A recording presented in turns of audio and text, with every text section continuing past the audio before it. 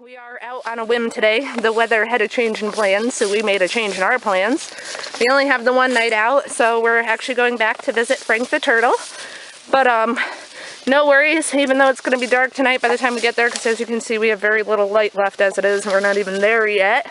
But we will be here tomorrow, and we have a couple things in mind that we're going to show you. But we took a slight veer off the path to try a different way today, not too far off, but we came across this.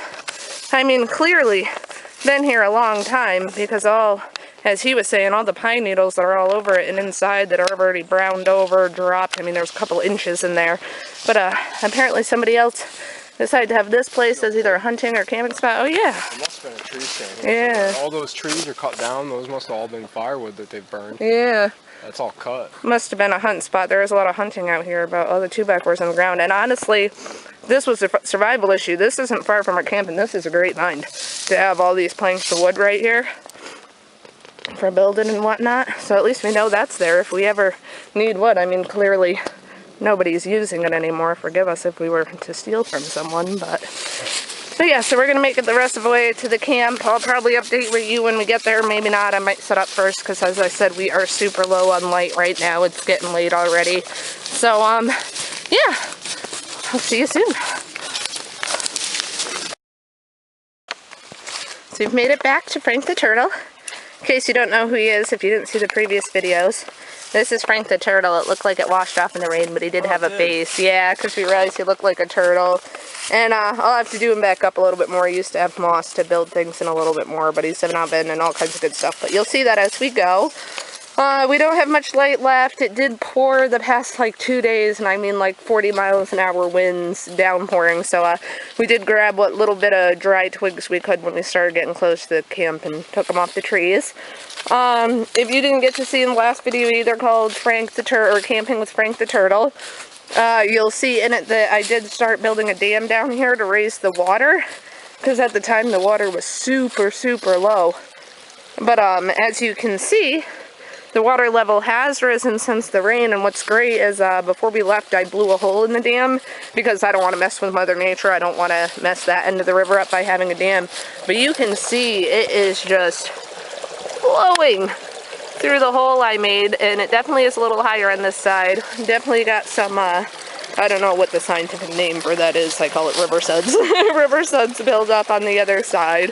Leaves all built up. I mean, it's definitely flowing through, and that's really good for fishing and everything to get the fish down here. And I also had built a fish trap on the other side, but I am not so sure. I mean, for if I had the dam going and we're fishing, I'm not so sure it's working out. It looks like the leaves are probably blocking that side off. I'll have to walk over and check it, but we did want to show you that before it got dark. Otherwise, it is getting dark, so we're going to get a fire going and get the tent set up and things like that before it's pitch black out here and we can't do as much. So we'll be back. Alright, well, we're just in time. We've got fire, got the tent up, hammock is up, got the drying rack for the wood set back up. Luckily, some of our wood was still a little dry here because we did leave a camo poncho out here over it, which you can kind of see right there. See, it looks like a tree. That's actually a camo poncho. Chris is out here trying to get a little bit of wood. And otherwise, we had really good time because it looks darker than it is on my camera. You can see there's a little bit of sky left up there. So we have a teeny bit of light. I'm sure it's lighter out in the open compared to in the dark, but got a little bit of light left, so you just gotta get some more wood, get everything put away, and we'll be all set to start enjoying the nature out here. One thing I wanted to talk about, because it actually came up as he's splitting wood, is the forest that we're in right now. We're in a mostly oak and maple forest. You can look and sometimes you can see the signs of their transitions. Always take a certain transition where it goes from river to wetlands. The wetlands start to come over and turn into meadows. Those meadows start to grow into brush.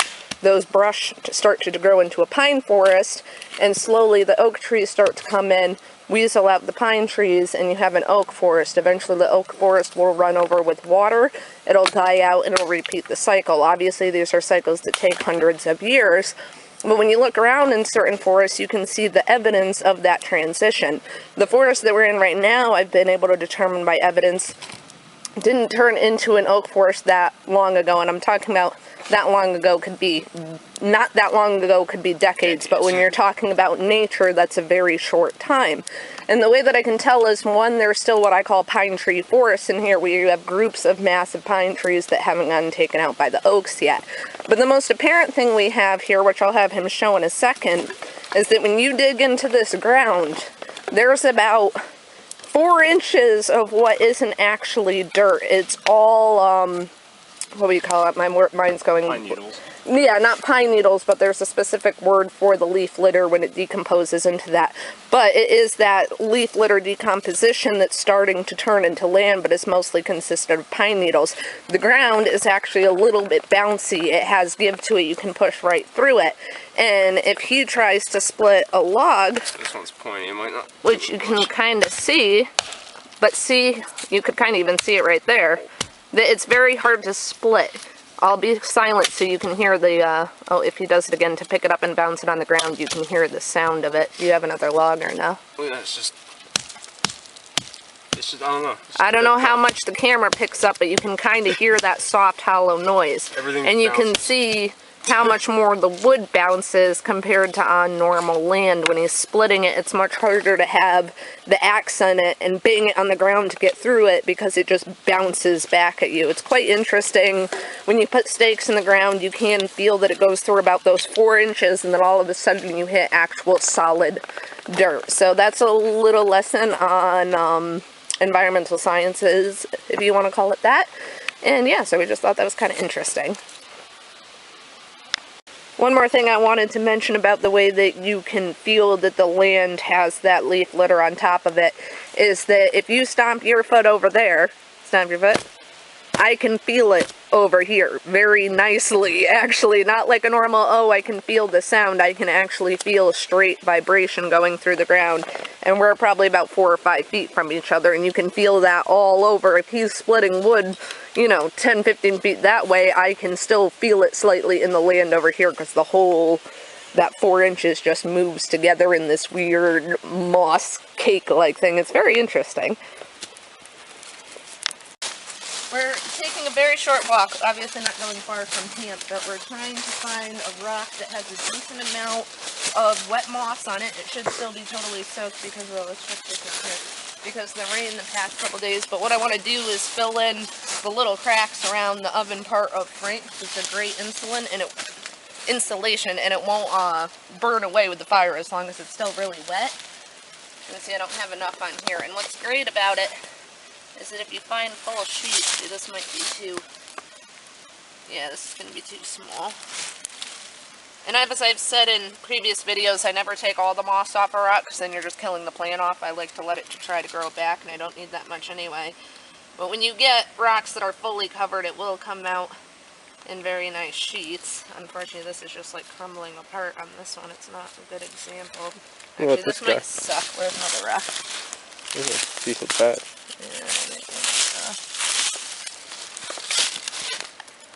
Yeah, this one's really attached too. See, the smoother the rocks, the better. When it's those grippy rocks, it sticks, or not ripply rocks, it sticks on more. Where's that rock I got off last time? There was one rock out here that had a ton on it. It's much harder in the dark. I might have to take it. Right there on the right. I think this is the one that I took off last time. There's it's still got a lot on it, so I'll take one little patch. But see, this is great. This rock still has some ripples, but it's a little bit smoother, so it's going to come off nicer. And as you can see, if you work your fingers under it, I can keep pulling it up and pulling it up as far as I want, and then tear it. And there's not much dirt on it, so not too much dirt is going to get in your oven.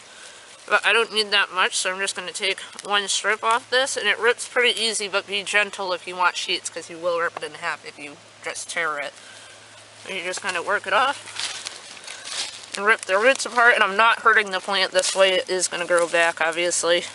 And then I have one nice good sheet, and the roots will grow back. I'll stick that dirt back underneath the rest. Make sure that's still secure, and now I got one good sheet to cover those little cracks that I have, so. Yeah, okay, we can go back. On the subject of food, these just came out, as you can see, this is new. And I brought them out here because I had actually just picked them up and it was good to put in the bag. What? So the mashed potatoes were new too. Oh yeah, and I got new mashed potatoes. Anybody who saw our day, or our 4-day with Frank the Turtle camping trip will know what I'm talking about there.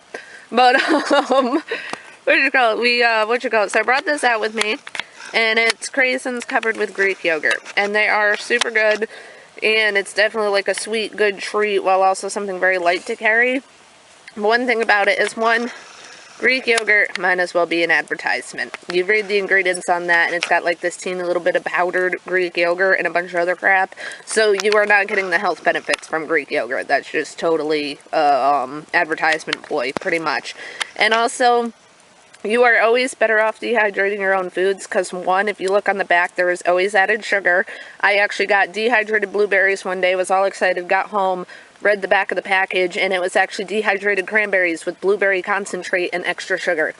So, definitely better off dehydrating your own, but it is a sweet treat, and if you guys do want to try these, anybody with allergies, it does contain milk and soy, but, and they are a little bit pricey. I just kind of got them because they looked good. But yeah, so always, I mean, you're better off dehydrating your own food. I got to start doing that more often, because this really does not help the health benefits when you're getting dehydrated foods like this. Definitely always read the back of the package, because you're probably not getting what it says on the front. But they are really good if you want a treat. So, alright, for dinner tonight, because we did come out here on short notice, and we were here quick enough to where it didn't thaw out to become a problem, I definitely brought chicken with us. I know it would be a lot more real if we had caught the food out here, but I brought chicken breast. So what I've done, if I can get to this, it's hot, is I cut it into thin strips to cook it over the fire. That way, it with the high heat, it's going to cook faster by being smaller pieces so that the outside isn't searing before the inside sears. And then what's really good,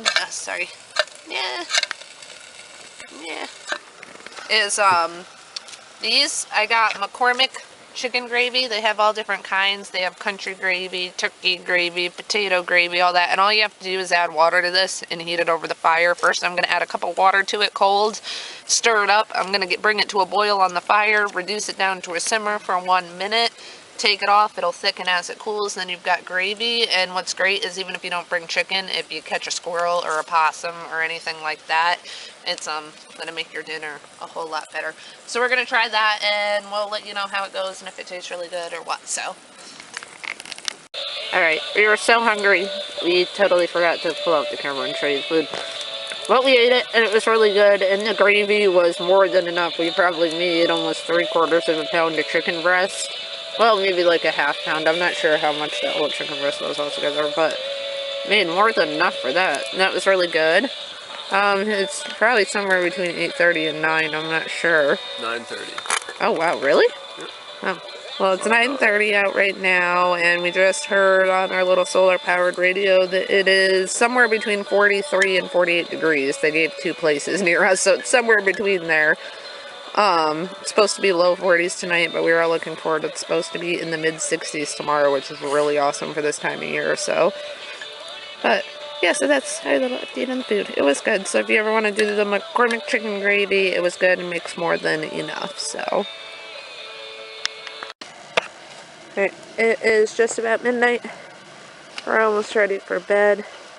It is wet out, but it has been a little bit windy, so you can't see, but we did the best we could and cleared the whole area of leaves all the way to the tent, to behind where the hammock was and behind the chair and everything. So hopefully nothing, no spark should catch anything. Fire die down a little bit, make sure all that wood's actually inside the pit. And everything else is put away and cleaned up.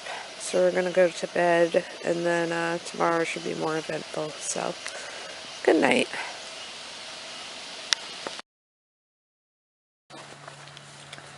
This morning, 6:30. Birds are chirp a little bit. It's cold though. Can't see it in camera, but I still see smoke coming from the fire over there. I'm still inside the tent. There's a couple of coals. Yeah. Feels pretty cold out. haven't particularly found the motivation to get up yet. Oh, and good tip. I slept on top of his jeans, and now his jeans are super warm for him to put on in the morning. It's a good idea if you're going to take them off to sleep. Put them underneath your sleeping bag to keep them warm all night. But yeah, I'm going to try to move now at some point. This thing's starting to come up.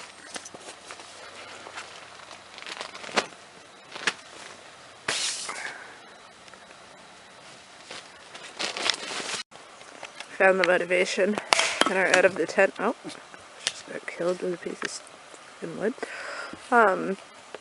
But it's still smoking. There was enough, it looks like. He's just piling wood on. And it's starting to go. Thank God. Did you get up at all last night and do anything with it? No, I just got up this morning. There's some wood on the outside, so I just push it down in and let it sit for a little bit, and that builds up the coals. Oh, okay. And then I just started stacking some wood chips on it and stuff. That's good. So, one benefit of kind of wet wood is it burns slow enough as long as it doesn't go out to last through most of the night.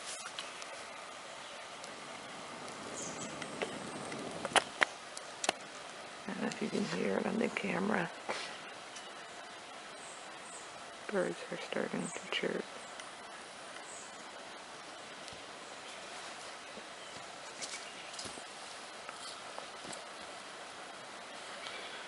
Water's still flowing good this morning. We didn't lose it overnight. The river sed's ball, though, has gotten bigger. It literally got bigger overnight. I was looking at it yesterday, and it looks like it's, I don't know, another quarter bigger tonight. Do you know what that's actually called? I just call it river suds. The what? The ball of foam. Oh, yeah, I don't know. Call it river suds. Yeah, Birds calling is a good sign. That means it should be a nice morning out. I mean, obviously it's not about to storm, but there are some clouds out there, but usually you can tell based on the birds chirping when the rain is gone. We're here. Okay. Oh? No? Sunday morning shooting. Saturday. Oh, yeah, so Sunday, Saturday morning. This is resetting the drying rack back up. Just to show you how he does it.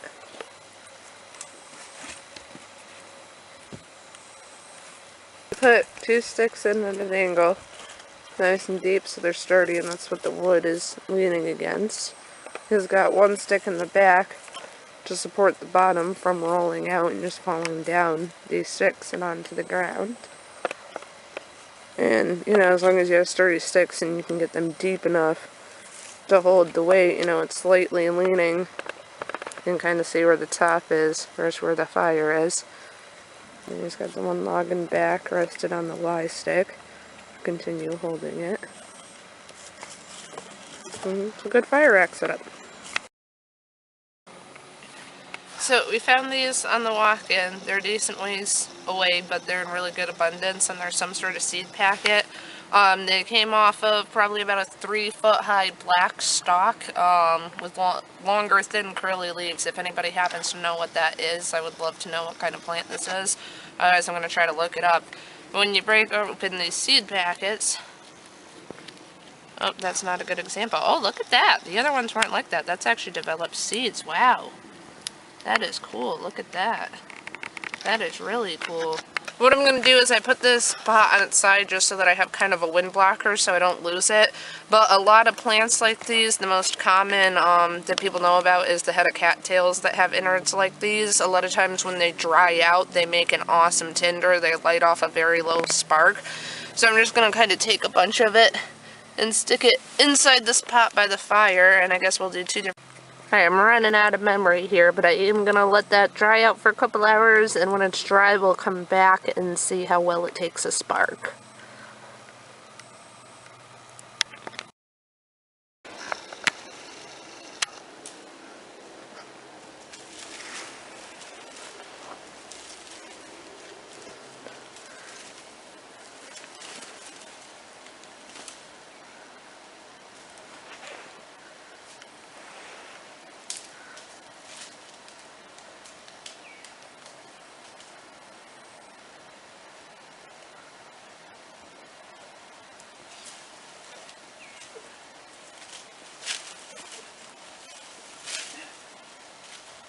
Oh.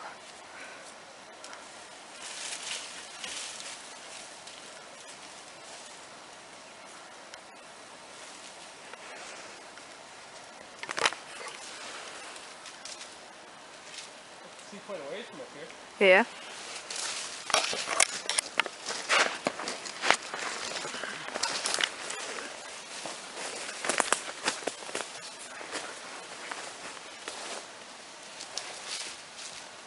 Be careful. Remember, you have to get back down. I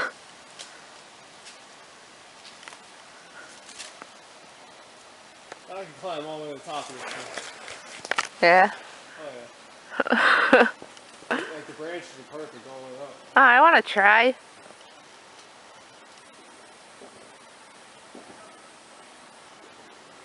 I can see for a ways though. Yeah. Or it starts like going up the hill. Oh, alright. Back up to go back. Yeah.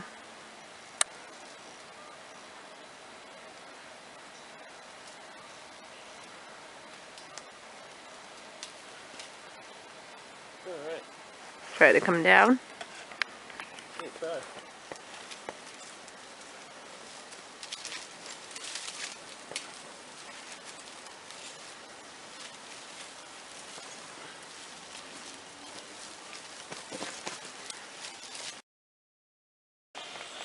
Alright, so today we're going to try making char-cloth.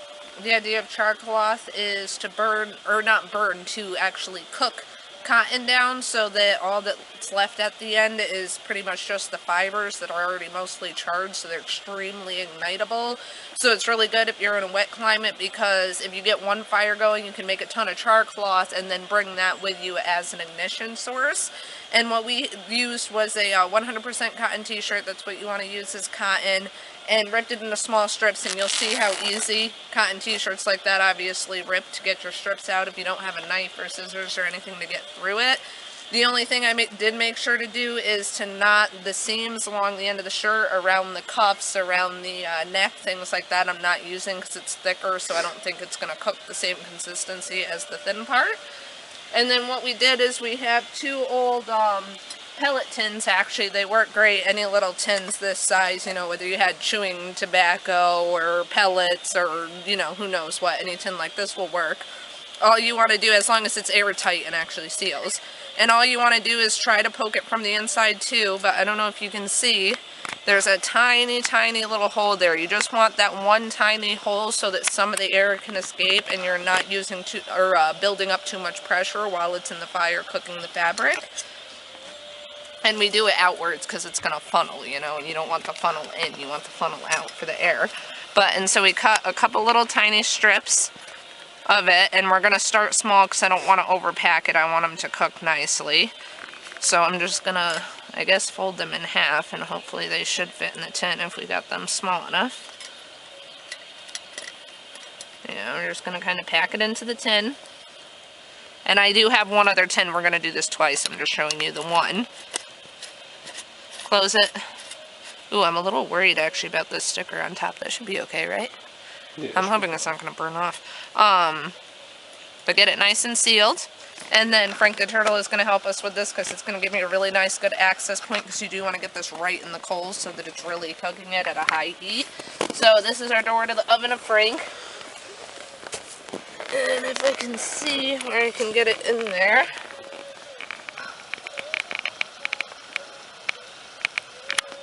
Get the stick with it. Yeah. Ooh. We barely had this in, probably less than a half an hour, somewhere close to that. I didn't totally time it. But so we're going to open it up, and hopefully the idea is that it came out as char-cloth. I can get it open. And then as you can see, you have a very charred, thin, oop. Oh, look at all the little shavings, almost see-through. I don't know if you can see in the light how you can see my hand through that piece of fabric. It's not helping that the wind is going, but you got that left? Oh. What I'm going to try to do, we have a magnesium bar, but apparently we left it in our actual bug-out bag rather than our camp bag, so what I'm going to try to do is just make the spark off the lighter and see if I can get it to work from there as Fortunately, the wind isn't going to be helpful. But see that if done correctly, see it, oh, see, I got flames, so that's not helpful, but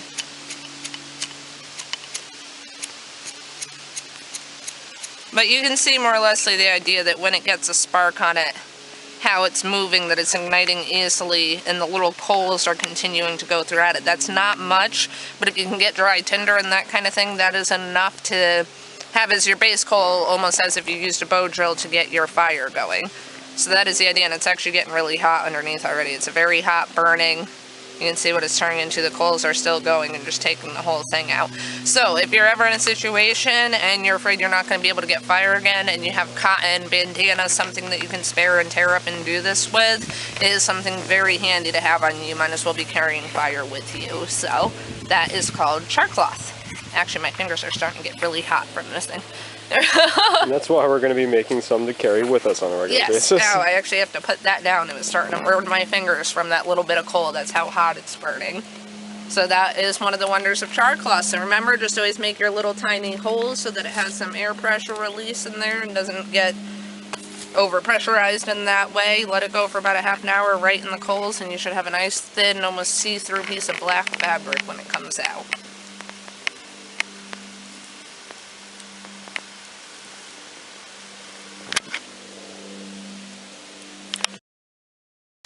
Earlier on, we were doing a test on some seeds that we found to see if they're going to turn into a good ignition source. Ideally, I would let this dry out for a day or two, but as you know, we're only here for the day, so I've got to get this done. So it's not a 100% legitimate test, but we're going to do what we can.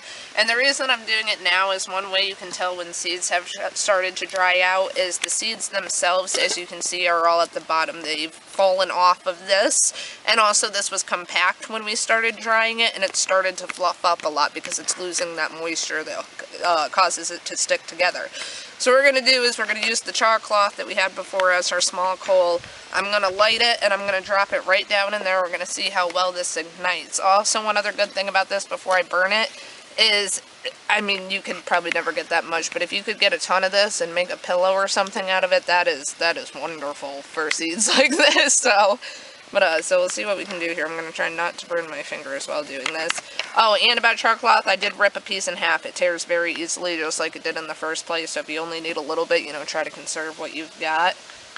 I'm just going to try to, without hurting myself, let that get a coal. Stick it down it and then see if it'll do anything.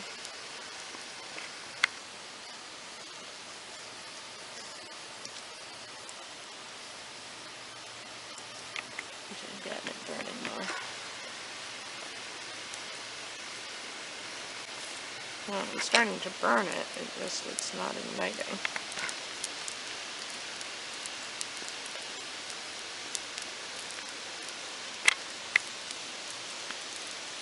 Alright, so far that we're seeing it's not taking the coal well for lighting up. Plants that are good like that will light up like that when fire hits it. So what I'm going to try now is just actually sticking my lighter in there and see if, with the actual use of a lighter, if you're that lucky to have one, if it'll work as an ignition source.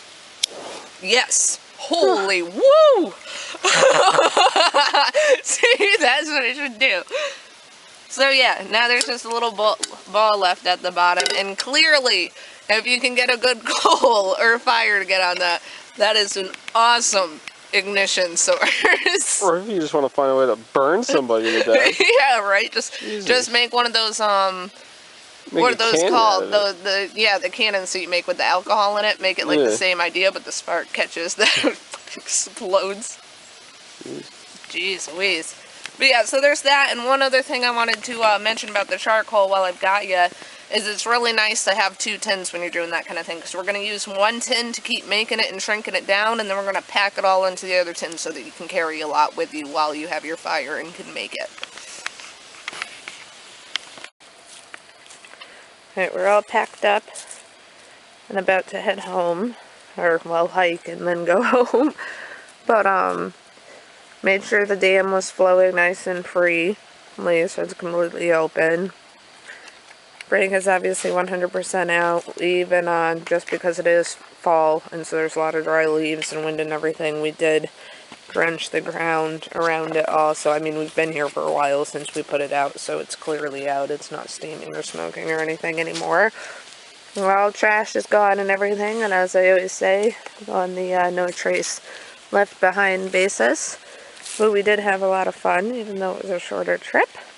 And hopefully we will see you next time on the next trip. We do plan on trying to find a new campsite because, one, who wants to use the same campsite over and over again? And two, we don't want to start depleting the resources in this area, so we want to leave it while there's still some there so it can rebuild easily and then maybe come back here later, you know, after a year or so kind of thing. So that'll be fun, but we will see you next time. Alright, we were gonna leave, and then we were looking for my knife. Ooh, he's pissed. But don't keep poking at him. I was just showing. Because that's what he did to me. Lunged. Found this little guy. I don't know what kind of snake he is. Look at him.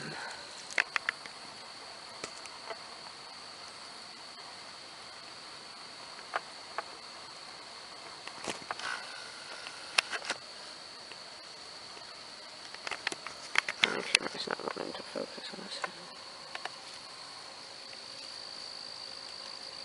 Yeah, step on him.